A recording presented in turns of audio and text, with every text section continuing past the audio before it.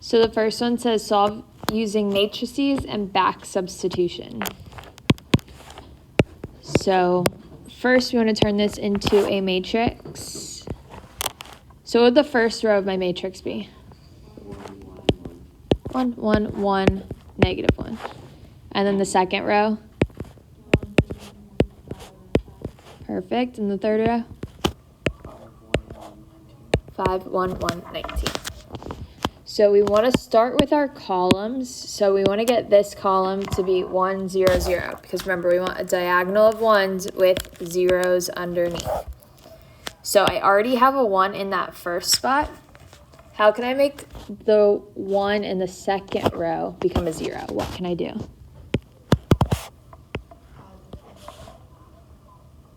I can add the first row, but 1 plus 1 is 2. So I can multiply negative 1 times row 1 and add it to row 2. So negative 1 times row 1 would be negative 1, negative 1, negative 1, positive 1. And row 2 would be 1, negative 1, 5, 5. So when I add these together, this is going to be my new row 2, but row 1 and row 3 stay the same. So 1, 1, 1, negative 1, and 5, 1, 1, 19. So this is just going to be my new row 2. So this is 0, negative 2, 4, and 6. Any questions so far? All right, so next we want... Yeah, you could do that. Well, eventually you'll get the same. You did row 1 minus row 2? Yeah, did that replace your row 1? Wait, what? All right, so next we want a 0 where this 5 is. So what can I do to make that a 0? Awesome. I'm going to multiply row 1 times negative 5 and add that to row 3. So row 1 times negative 5 would be negative 5, negative 5, negative 5, positive 5. And row 3 is 5, 1, 1, 19. So this is going to be my new row 3. Row 1 and row 2 stay the same. So 1, 1, 1, negative 1, and 0, negative 2, 4, and 6. So I have 0. This would be negative 4, negative 4, and 24. All right, so my first column done. Next, I'm moving on to the second column. I need this number to be what? A 1, because it's part of my diagonal. So how can I get that negative 2 to turn into a 1?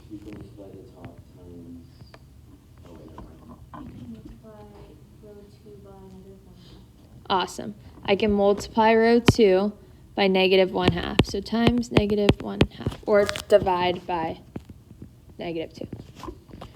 So row 1 and row 3 stay the same. 1, 1, 1, negative 1, and 0, negative 4, negative 4, 24. And row 2 changes to 0. This becomes 1. 4 divided by negative 2 would be negative 2, and 6 divided by negative 2 is negative 3. All right, so we're good there. What's next? Perfect. I can times row 2 by 4 and add it to row 3 because next I want a 0 in this spot. So I'm going to multiply row 2 by 4 and add it to row 3. So row 1 and row 2 are staying the same. I'm just changing row 3.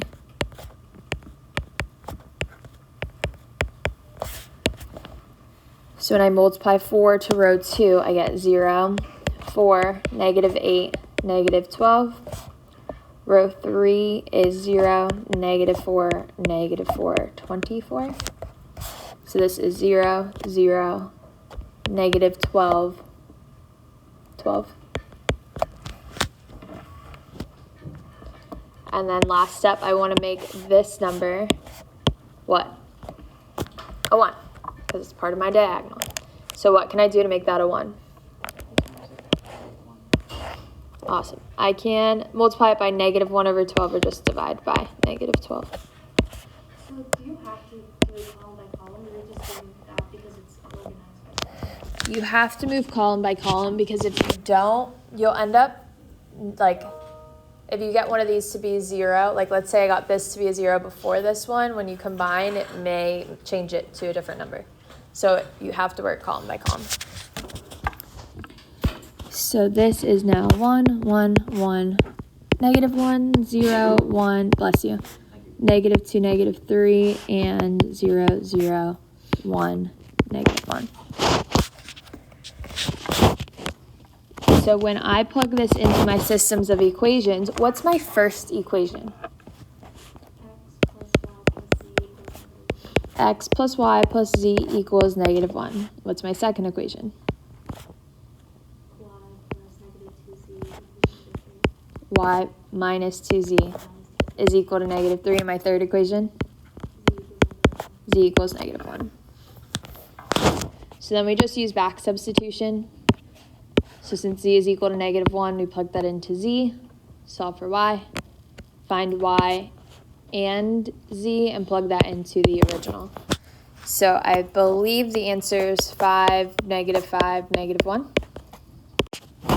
So if you got the same equations, then your work just had to be off. So when we plug the negative 1 into y, or plug it into z, we get y minus 2 times negative 1 is equal to negative 3. So y plus 2 equals negative 3. Subtract 2 on both sides. Y equals negative 5, and then we plug both of those in there. So then we would get x plus negative 5 minus 1 is equal to negative 1. So this is x minus 6 equals negative 1. Add 6 to both sides. X. We'll look at all of them. So looking at the first one, 2a minus 4b, can I do this? No, I can't subtract because they're different sizes. So we can't combine. Or you could say not possible, impossible, can't do it, anything like that. When multiplying a times c, so what's the size of a? What are the dimensions? It is a 2 by 3, 2 rows, 3 columns. What's the size of C? A 2 by 3, 2 rows, 3 columns. Are my inside numbers the same? No, so can I multiply A times C? Nope, not possible.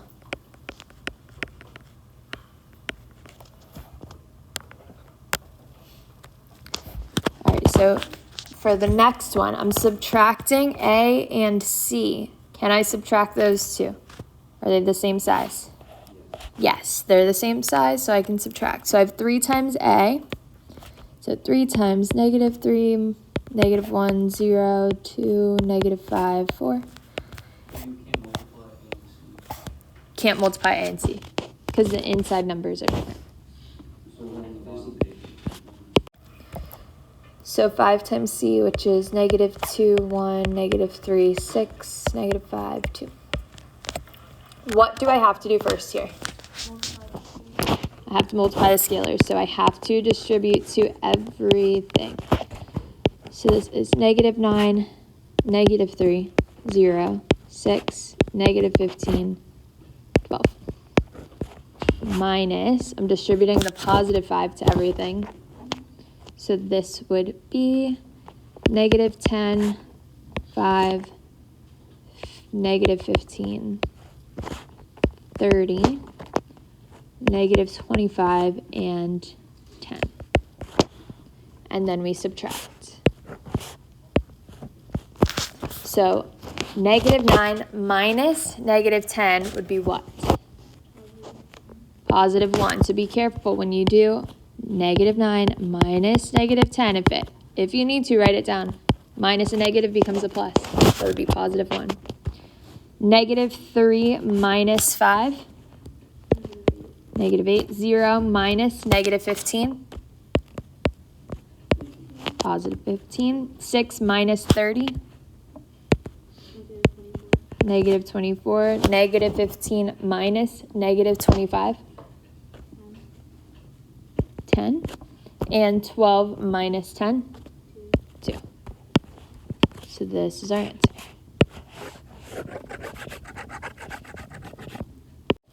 So we said that A is a 2 by 3. What size is B? A 3 by 2. So are my inside numbers the same? Yes. So I can multiply these. What's the size of my answer going to be? A 2 by 2. So I'm going to rewrite them down here just so I have more space to see it. So I have negative 3, negative 1, 0. This is 2, negative 5, 4. And I'm multiplying that to negative 1, 3, to negative 4, and 5, 8. So how do I multiply? In the first matrix, I have to move in rows. The second one, I move in columns. So I start with the first row, first column. And I said my answer is going to be a 2 by 2. So I'm going to draw a 2 by 2 matrix here. So move with the first row, first column. What do I multiply first? So first number times the first number, which is 3, plus the second number times the second number, which is negative 2, plus the third number times the third number, 0. So 3 plus negative 2 plus 0, 1.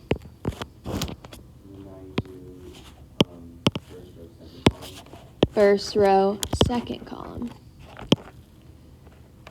So negative 3 times 3, first number times the first number. Negative 9, second number times the second number.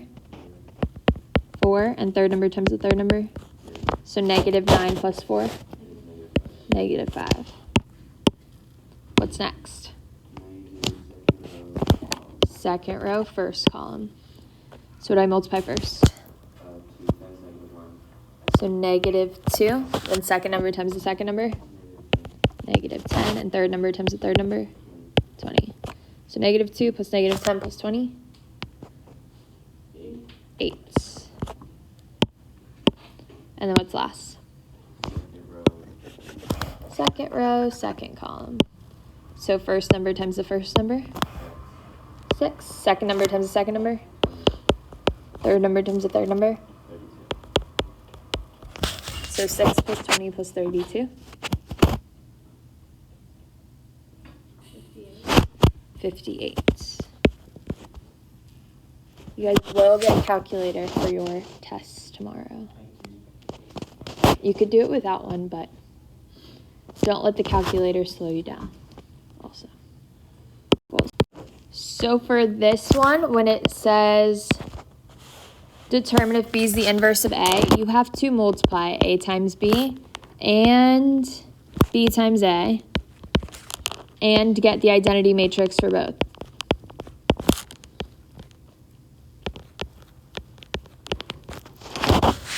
So you have to multiply A times B and B times A and get the identity matrix for both. You can't just find the matrix of A and see that it's the same thing as B. Yeah. If you don't get that, but the numbers are the same. No, you have to get the identity matrix when multiplying A times B and B times A. Yeah. So you guys good with multiplying this, or you want to see it? All right, let's do it. So first you have to multiply A times B. This is a 2 by 2 times a 2 by 2. So can I multiply these together? Yes. The inside numbers are the same, so I can multiply them. So A times B. I start with first row, first column. So 5 times 2, which is 10. And then plus 3 times negative 3, which is negative 9. So this is 1. Then, first row, second column. So 5 times negative 3, Negative 15, 3 times 5, 15, so this is 0. Then, second row, first column. So 3 times 2 plus negative 6, which is 0. And then second row, second column. So this is negative 9 plus 10, which is 1. So we got the identity matrix there. We're off to a good start. Next, I have to see if B times A gives me the identity matrix too. I have to multiply both of them and get the identity matrix. So I find it easier to write B first and then A. So I'm going to rewrite A behind B since I'm switching the order that I'm multiplying. The order matters when multiplying. Don't forget. Because now in B, I'm moving in rows, and in A, I'm moving in columns. So I start with the first row, first column. So 2 times 5 is 10. Minus 9, so this is 1. And then first row, second column. 2 times 3 is 6. Minus 6, which is 0.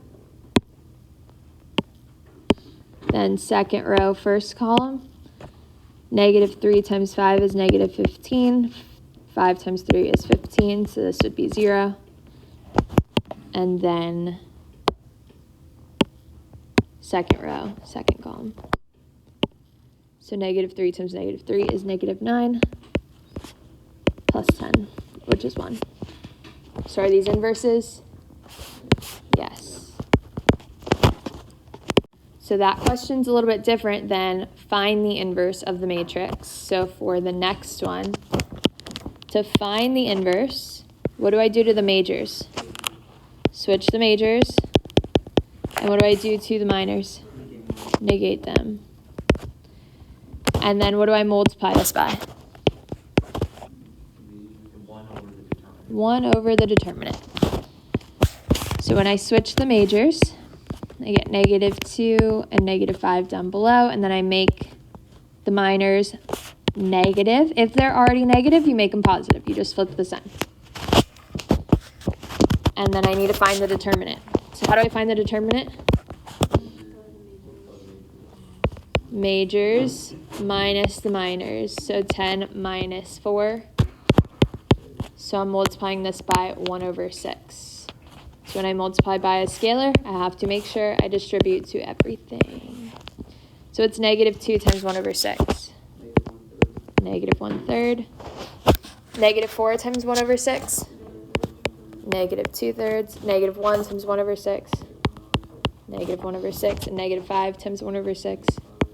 Negative 5 over 6. So this is my inverse. 5.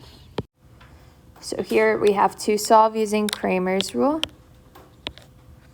So first thing I want to do is find the determinant of my coefficients. So I'll do it in the space down here. So my coefficient matrix would be what?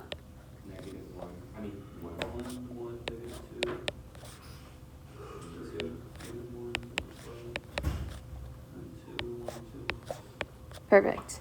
It's just the coefficients. You do not include the answers here.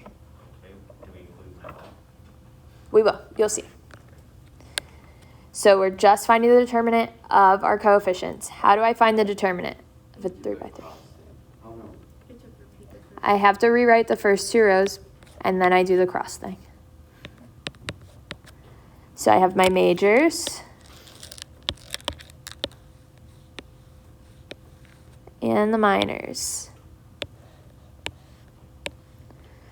So I multiply all 3 numbers in one major together and then add all 3 majors together. So it's major plus major plus major. So 1 times negative 1 times 2. Negative 2. 1 times negative 5 times 2. And negative 2 times 3 times 1. So those are my majors added together. And then minus the minors. So 2 times negative 1 times negative 2. 4. 1 times negative 5 times 1. Negative 5. And 2 times 3 times 1. 6. So my minors will add up to negative 18 minus, or that's my majors, minus the minors, which would be 5. So negative 18 minus 5, negative 23.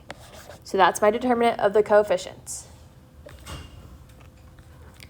All right, next I want to find d sub x. So Matt, watch here. So since I'm looking for the determinant of the x, I replace my x column with the answer column. So x is the first column, so I replace that with 2, 8, negative 7. The rest of it stays the same, so the y and the z column stays the same. 1, negative 1, 1, and negative 2, negative 5, 2.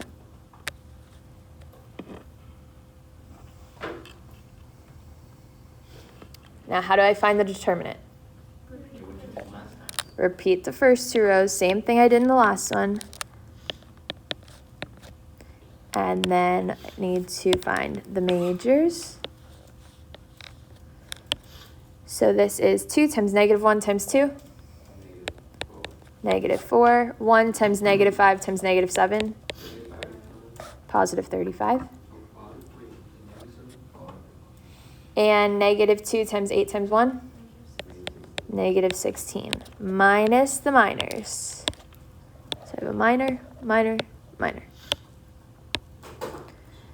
So negative 7 times negative 1 times negative 2.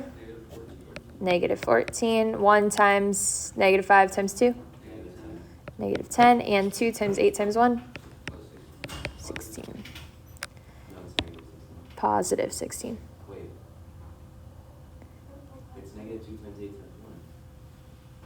Positive 2 times 8 times 1. It's positive 2. Oh, you're asking it the wrong round. Okay, good. So negative 4 plus 35 minus 16 would be 15. And then minus, I have negative 14 minus 10 plus 16, negative 8. 15 plus negative 8, or minus negative 8, becomes a plus. 23. Yeah, I'll do that at the end.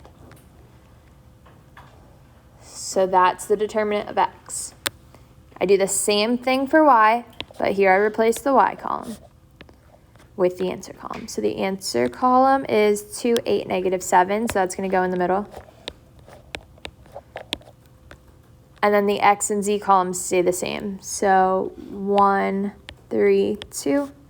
Negative 2, negative 5, 2. Now how do I find the determinant? Rewrite the first 2 columns. And then find the majors. So majors start up at the top. So 1 times 8 times 2, 16. 2 times negative 5 times 2.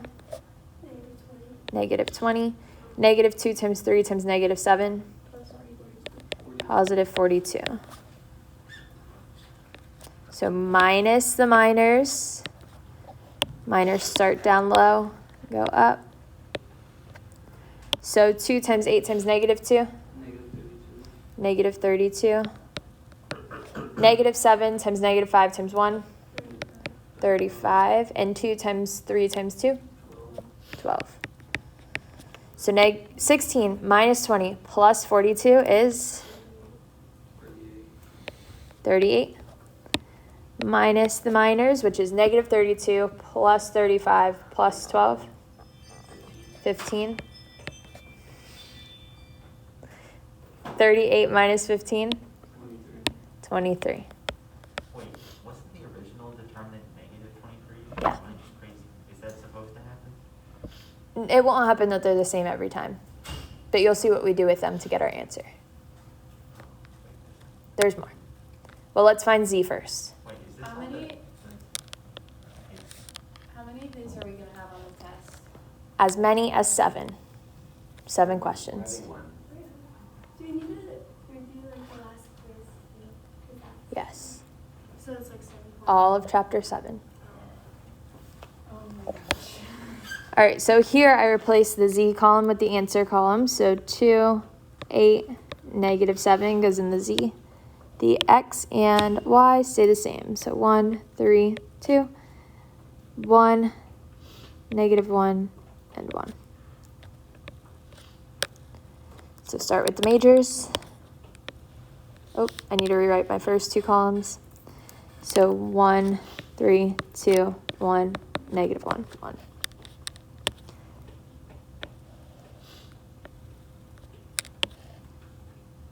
So 1 times negative 1 times negative 7. 7. 1 times 8 times 2. 2 times 3 times 1. 6. Minus the minors.